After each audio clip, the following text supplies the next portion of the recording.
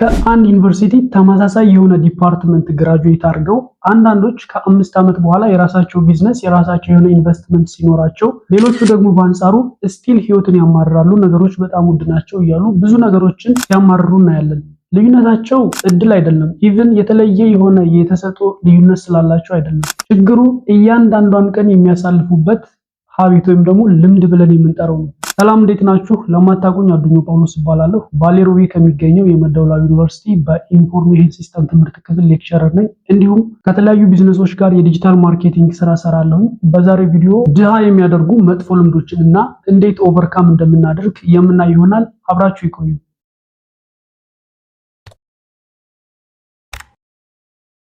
Welcome to your digital skill passport. የመጀመሪያው መጥፎ ሀቢት ምንድነው? እያንዳንዱን ሜክ የምታደርጉትን ገንዘብ ማባከን ነው። የቀን ገቢ ሊኖራችሁ ይችላል፣ ወራዊ ገቢ ሊሆን ይችላል፣ ፕሮጀክት ቤዝድ ሊሆን ይችላል፣ የተለያዩ ፕሮጀክት ኮንትራቶችን እየወሰዳችሁ ሊሆን ይችላል። ገቢያችሁ ዋቴቨር በየትኛው መንገድ ገቢ ስታገኙ የምታገኙትን ገቢ በሙሉ ማባከን፣ ይሄኛው አንድ ወደ ኋላ የሚያስቀረን መጥፎ ልምድ ነው። ከሴቪንግ ጋር ያለን ሀቢታችን ሞር መሆን ያለበት ምንድነው? ከምናገኘው የቀን ወይም ደግሞ ወራዊ ኢቭን የፕሮጀክት ቤዝድ ገቢ ሊሆን ይችላል፣ ወጪዎቻችን ካልኩሌት በማድረግ ሴቪንግ ማድረግ ያለብን በፊት ነው። ፎር ኤግዛምፕል በወር 50 ሺህ ብር ሜክ የምናደርግ ከሆነ ወራዊ ወጪዎቻችንን ካልኩሌት ካደረግን በኋላ ለአንድ ወር 40 ሺህ ብር የሚበቃን ከሆነ ፈርስት 10 ሺህ ብር ሴቭ እናደርጋለን። ኤንድ ዜን በ40 ሺህ ብር አንድ ወር ሙሉ ወጪዎቻችንን የተለያዩ ኤክስፔንሶችን ከቨር በማድረግ እንኖራለን እንጂ ሲተርፈኝ ነው ሴቭ የምናደርገው የምንል ከሆነ ኦልሞስት ምንም ሴቭ ላናደርጉሉ እንችላለን። ከዚህ ጋር በተያያዘ አንድ በጣም ኢንተረስቲንግ የሆነ ስቶሪ ልንገራችሁ። ሁለት የተለያዩ ሰዎች አሉና አንደኛው በወር 30 ሺህ ብር ነው፣ ቋሚ የሆነ መንዝሊ ሳላሪ ነው። አንደኛው ደግሞ ኤንጂኦ ነው፣ በወር 100 ሺህ ብር ኢቭን ከዛ በላይ የተለያዩ ቦነሶች ተጨማምሮ ከዛ በላይ ሜክ ያደርጋል። እውነተኛ ታሪክ ነው የምነግራችሁ። ሰርፕራይዚንግሊ በወር 30 ሺህ ብር የሚያገኘው ከሚያገኛት 30 ሺህ ብር ላይ ቀድሞ 5 ሺህ ብር ሴቭ ያደርጋል ሁሌም። ኤንዜን በ25 ሺህ ብር ይኖራል ማለት ነው። በወር 100 ሺህ ብር ከዛ በላይ የሚያገኘው ሰውዬ ደግሞ ሲተርፈኝ ነው ሴቭ የሚያደርገው የሚል አይነት ሜንታሊቲ ስላለው እንዲሁ ዝም ብሎ ይኖራል። አት ዘ ኤንድ ኦፍ ዘ መንዝ ምንም አይነት ብር የለም። ምንድነው የሰው ልጅ ኢንተረስቶች በጣም ብዙ ናቸው። 100 ሺህ ብር ተውና 500 ሺህ ብር ገቢ ቢኖር ብር ሲኖር ፍላጎቶችም በዛው ነው የሚጨምሩት። ኢቭን እኛ የምናወጣቸው አላስፈላጊ የሆኑ ኤክስፔንሶች በዛው ይጨምራሉ ማለት ነው። ስለዚህ ሴቭ የሚደረገው መጀመሪያ ነው። ኤንድ ዜን በቀረው መኖር። የቀን ገቢም ከሆነ በቀን አንድ ሰው 600-700 ብር የሚያገኝ ከሆነ በቀን 100 ብር ወይም ደግሞ 200 ብር ሴቭ አድርጎ በቀረችዋ ቀኑን መዋል ማለት ነው። ወራዊም ፕሮጀክት ቤዝድም ከሆነ ኤቭሪቲንግ የሴቪንግ ሀቢታችን በዚህ ልክ መሆን አለበት። ይሄን ነገር አንደርስታንድ ያደረኩት እኔም በቅርብ ጊዜ ነበር። ከጥቂት ዓመታት በፊት እኔም ተመሳሳይ አባካኝ ማለት በቃ ብር ሲኖረኝ የሆነ ነገሮችን አጠፋለሁ፣ ኢቭን አስፈላጊ ለምን ገዛሁት ምናምን ላይ ነገሮችን አደርግ ነበረበት። ይሄን ኮንሴፕት በደንብ አንደርስታንድ ካደረኩ በኋላ ግን ኢቭን እኔ ራሱ እየተጠቀምኩበት ያለው አይ ሆፕ ዩ ጋይስ ተጠቀሙበት። ሁለተኛው በጣም የሚገርመኝ መጥፎ ሀቢት ምንድነው?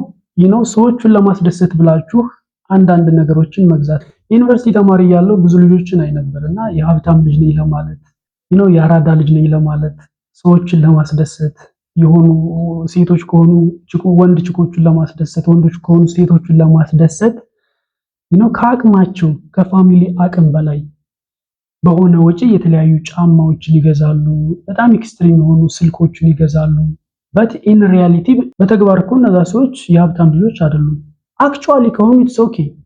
ማንም ሰው ለግዠሪየስ የሆነ ላይፍ መኖር ይፈልጋል። ነገር ግን ኢን ሪያሊቲ ድሃ ሆኖ ሰዎችን ለማስደሰት የሆነ መስሎ ለመታየት ብቻ የሚደረጉ የተለያዩ ነገሮች ፈጽሞ ድህነታችንን እያባባሱ ነው የሚሄዱ። ስለዚህ ሰዎችን ለማስደሰት ብላችሁ ለሰዎች ለማሳየት ብላችሁ ኢን ሪያሊቲ ሀብታም ሳትሆኑ ለማስመሰል የሚደረጉ ማንኛውም ነገሮች ከወዲሁ ማቆም አለባችሁ። እናንተ ይመስላችኋል የሆነ ውድ የሆነ ጫማ የሆነ ውድ ስልክ ስትገዙ ሰዎች ስለናንተ አቴንሽን ያላችሁ ይመስላችኋል። ግን ኢን ሪያሊቲ who care about you? ማንም ኬር አይሰጠውም ስለናንተ ውድ ጫማ፣ ስለናንተ ውድ ስልክ whatever። ማንም ሰው ኬር አያደርግም። ሁሉም ሰው የሚያስበው ስለራሱ ህይወት ራሱን እንዴት ኢምፕሩቭ እንደሚያደርግ እኔው ስለራሱ ላይፍ እንጂ ያን ያህል ስላንተ ጫማ፣ ስላንተ ሱሪ፣ ስላንተ ስልክ ያን ያህል ማተር አያደርገውም። ስለዚህ ለሰዎች ብላችሁ የሆኑ ውድ የሆኑ ነገሮችን የምትገዙ ሰዎች ስፔሻሊ ዩኒቨርሲቲ ተማሪ ከሆናችሁ ነገሮችን በደንብ አንደርስታንድ ስለማታደርጉ ኢቭን በልጅ እድሜ ለማለት አይቻልም፣ ግን ትንሽ ማቹሪቲ ስለሚቀራችሁ እኛም ያለፍንበት ስለሆነ ይሄን ነገር ፕሊስ ባታደርጉ ነው። አንድ ውድ ጫማ 7000 8000 በገዛችሁበት በቀላሉ እኮ ሁሌም የሚከፍላችሁ ስኪል ብትማሩበት ሞር የተሻለ ነው። ሶስተኛው መጥፎ ልምድና አሁን ላይ በብዛት የማየው እኔም ለተወሰኑ ጊዜያት ተገብረው የነበረው መጥፎ ልምድ ምንድነው? ብሌሚንግ አዘርስ፣ ሌሎቹን መውቀስ ነው። ብዙ የሚወቀሱ ነገሮች አሉ። መንግስትን መውቀስ አለ፣ የተማርኩበትን ዩኒቨርሲቲ መውቀስ አለ፣ ቤተሰብን መውቀስ አለ፣ አለቃን መውቀስ አለ፣ ኢቭን ሀገርን የተወለድንበትን ሀገር መውቀስ አለ። ይሄንን ስል የሚወቀሱ አካላት የሉም ማለት አይደለም። ገቨርንመንታል ስትራክቸሩ የሚያስጠላ የሚደብር ሊሆን ይችላል፣ ለስራ ምቹ ያልሆነ ሊሆን ይችላል፣ ፋሚሊ የሆነ ነገር የሚወቀሱበት ኮንዲሽን ሊኖር ይችላል፣ አለቃችሁ ዋቴቨር ብዙ የሚወቀሱ ነገሮች አሉ። ነገር ግን እስከ መቼ ነው ሰዎቹን ብሌም እያደረግ እስከ መቼ ነው ህይወትን ማሸነፍ የምንችለው? ስለዚህ ሞስት ኦፍ ዘ ታይም ትራይ ቱ አቮይድ ብሌሚንግ አዘርስ፣ ሌሎቹን መውቀስ በተቻለ መጠን ብታስወግዱ። እኔ የሆነ ሰዓት ላይ እንደዚህ ነበር የሚለው በቃ የተለያዩ ብሌም ማድረጋቸው አካላቶች ነበሩ። የሆነ ነገሮችን መረዳት ሲጀምር ግን ሌሎችን መውቀስ አስፈላጊ እንዳልሆነ ነው የተረዳሁት። ባለው ኮንዲሽን እንዴት ስታንድ አውት አረጋለሁ? ሌሎችን እየወቀስን the same thing ሪሳይክል እያደረገን ለብዙ ዓመት እንቆያለን ማለት ነው። ነገር ግን ሌሎችን መውቀስ አቁመን አሁን ባለው ኮንዲሽን፣ አሁን ባለህ ፋሚሊ፣ አሁን ባለው የገቨርንመንት ስትራክቸር፣ አሁን ባለህ አለቃ፣ አሁን ባለህበት ታይም ላይ ሆነህ ምን ልሰራ እችላለሁ የሚለውን ነገር በማሰብ የተሻሉ ነገሮችን ለመስራት መሞከር this one is the best choice, right? ያለ ምንም ጎል መኖር living without goals የምንለው ማለት ነው። ጎል የሌለው ሰው መጨረሻ ላይ ዴስቲኔሽን የለውም። አስቡት፣ ለምሳሌ አንድ ታክሲ ውስጥ ገብተህ ሹፌሩ የት ነው የምትሄደው ሲልህ የምትደርስበትን ካልነገርከው የት መድረስ ትችላለህ? ህይወት ላይም ተመሳሳይ ነው። ዴስቲኔሽናችንን ካላሰብነው አቺቭ የምናደርገው ነገር የለም ማለት ነው።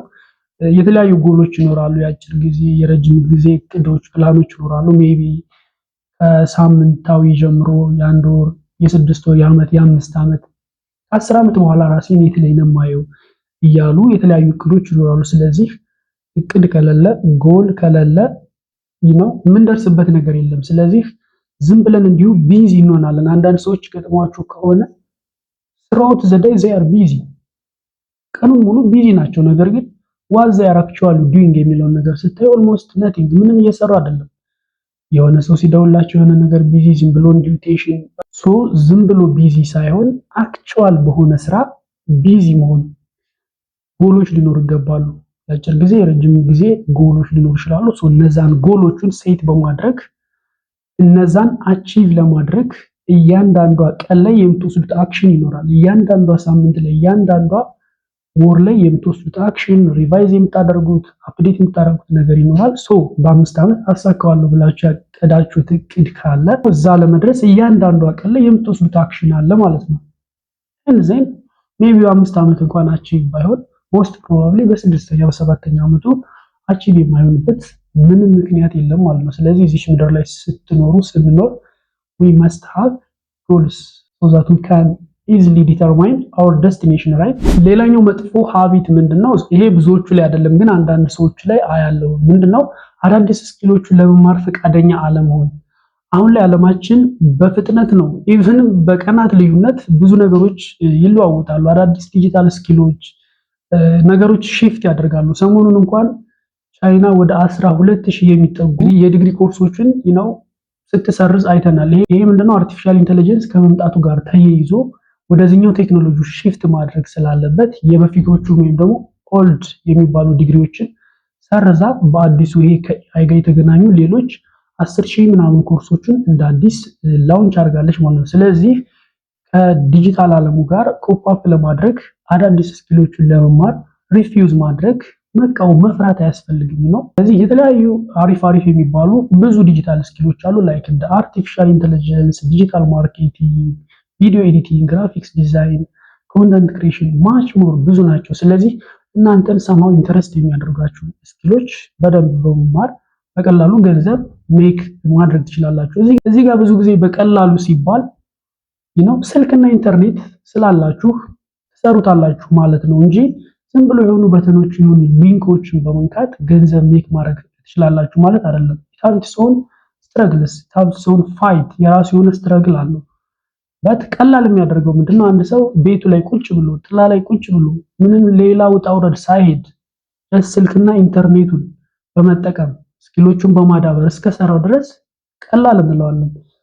ነገር ግን አንዳንድ ሰዎች በኦንላይን በቀላሉ ይሄን ያህል ዶላር ይሄን ያህል ሚሊዮን ትሰራላችሁ ሲሉ ዝም ብለህ ቁጭ ብለህ ሊንኮቹን ጠቅጠቅ አድርገህ ምንም ስኪል ሳይኖርህ ገንዘብ ሜክ ታደርጋለህ ማለት አይደለም። አሁን ላይ እየመጡ ያሉ ዲጂታል ስኪሎችን አዳዲስ ቴክኖሎጂዎችን በደንብ መማር የሚችሉ ማስተር የሚያደርጉ ሰዎች ወድቀው አይወድቁም ማለት ምንድነው? ኤቭሪ ታይም ኦፖርቹኒቲዎች ለነሱ ያደላሉ።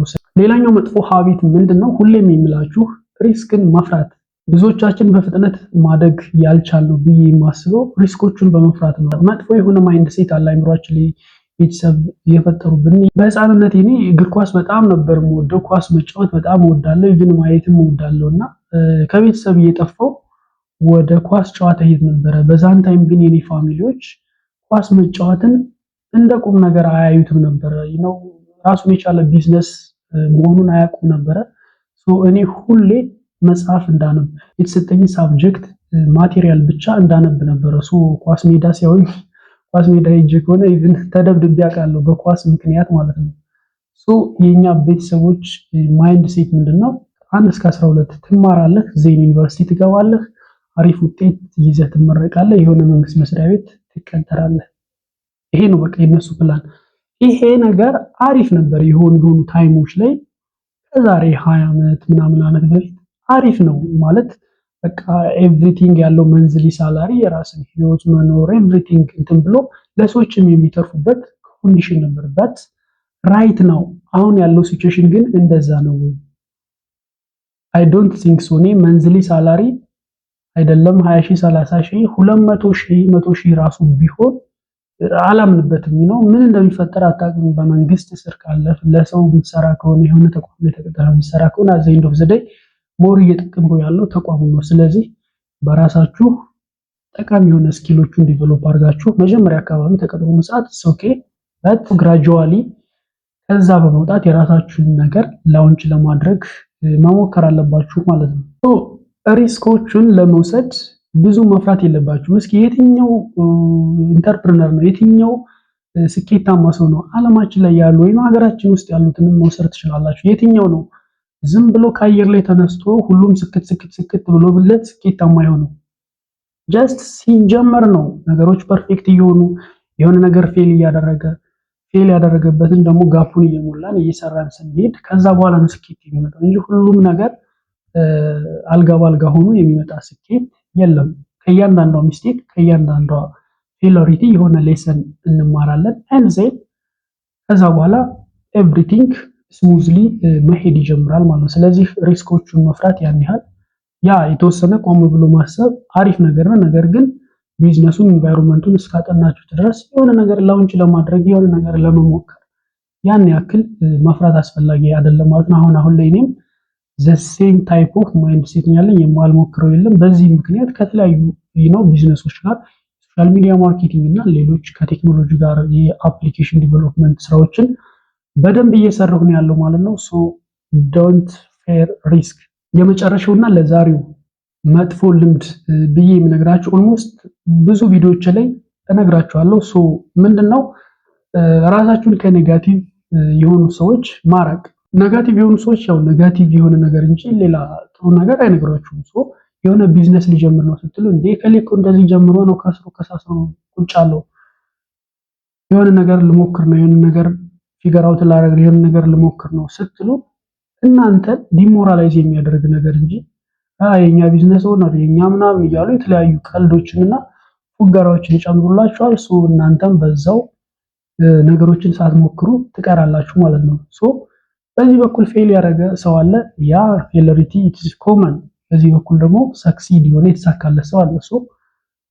ፌለሪቲውን ብቻ ለምን ታስባላችሁ? የሚሳካለት ሰውም አለ።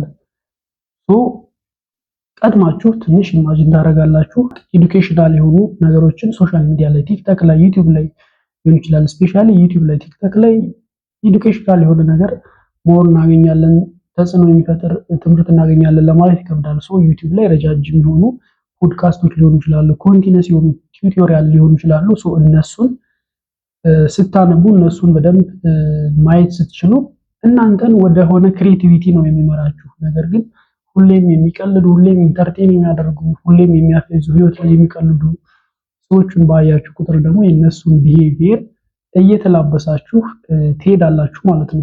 እስካሁን ከነገርኳችሁ መጥፎ ሀቢቶች ሁሉ የትኛው ነው እናንተን ሞር ያስቸገራችሁ? እስኪ ኮሜንት ላይ ጻፉልኝ። ለዚህ ቪዲዮ የተጠቀምኩትን ማቴሪያልም በዚህ የቴሌግራም ቻናል አስቀምጥላችኋለሁ። ገብታችሁ በደንብ ማየት ትችላላችሁ። አይ ሆፕ ቪዲዮ እንደተጠቀማችሁ ተስፋ አደርጋለሁ። ሰብስክራይብ እና ላይክ እያደረጋችሁ ፋሚሊ ሁኑ። ማንኛውም ሀሳብ አስተያየት ካላችሁ ደግሞ ኮሜንት ላይ ጻፉልኝ። በሌላ ቪዲዮ እስከምንገናኝ ይመቻችሁ።